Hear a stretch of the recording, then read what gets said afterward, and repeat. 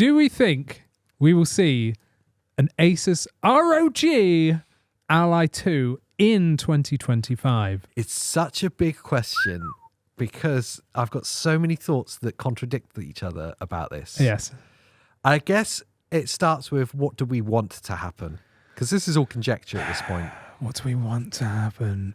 And even that I contradict myself on because Yeah. my heart says I don't want it to happen. Yeah. Because I'm like, it's like, I love the Ally X. Yeah. I don't want it to happen. We've been an advocate for so many people. And I know so many people in the comments and the members and all the rest of it have bought it because of, maybe in part at least, because of the content we've done about it. And it's still, the Ally X version is still so young. Yeah. It's not even a year. It's not even a year yet. Was it June, July we were launching it? Yep. So I'm like, it can't happen yet. And then there's the other part of me, my head. I've got those the wrong way Really around. like, I'd like this, I'd like that. Yes, yeah. It's like a wish list of like, yeah. well, there's all this stuff that happens now, and like, wouldn't it be cool to see? Yeah. Wouldn't it be cool to see an 8-inch screen? Yeah. Wouldn't it be cool to see the Z2 Extreme in there? Wouldn't that be ace? All the things that could happen. I don't know.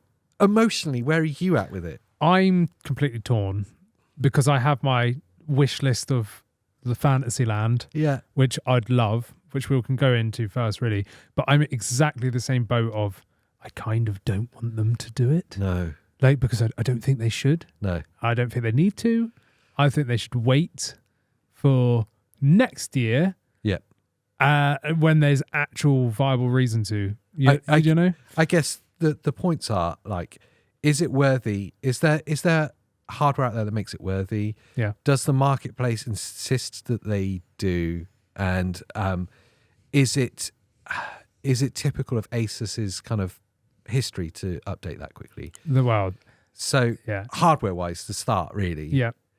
Right now, does it make sense that there's an upgraded hardware? I don't think so. As much as the Z2 Extreme, screw the other ones. I'm sorry, but the Z2, the Z2 Go. Screw that. That's Lenovo Lenovo only. But the Z2, nothing.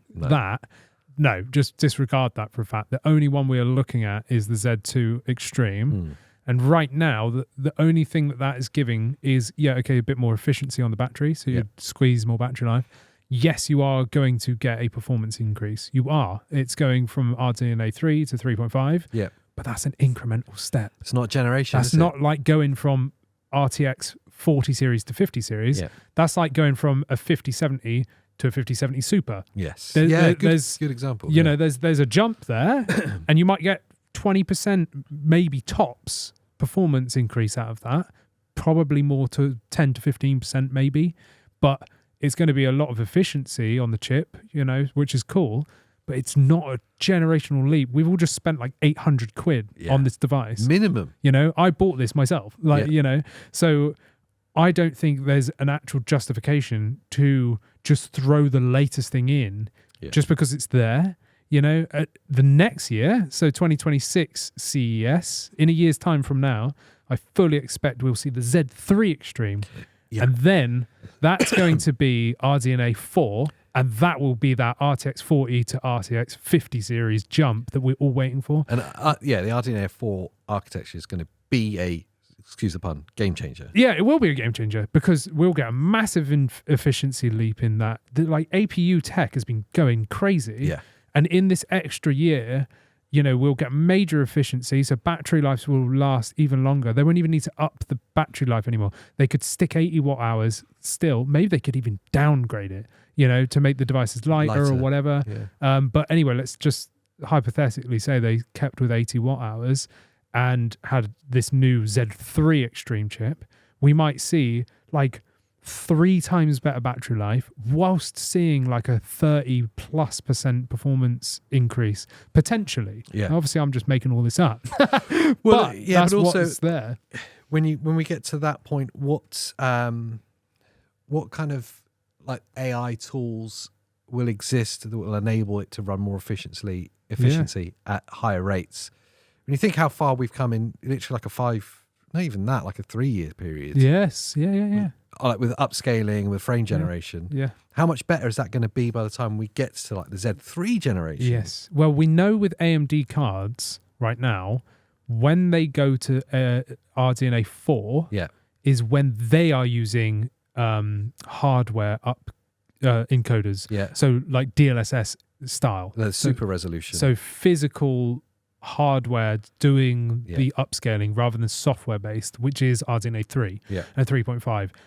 AMD have come out officially and said we're doing 180 because they went down the software route Yeah. of upscaling and frame gen and stuff, and then they quickly realized we're going to hit a dead end here. We need to go hardware acceleration.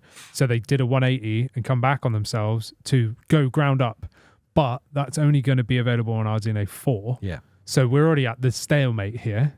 So RDNA 4 will see that leap where we'll get much better, performance from upscaling and stuff like that. Yeah. You've made it to the end of this clip, and we think it would be incredible if you Watch the full show. It's going to be Oh! linked right there, smashed between our faces. It's an hour long. Yes. We talk kind of slow. We do. About all things gaming. Yes. And, it's like a new thing called a podcast. You should try it out sometime. Try it out. All the kids love them. Oh, yes.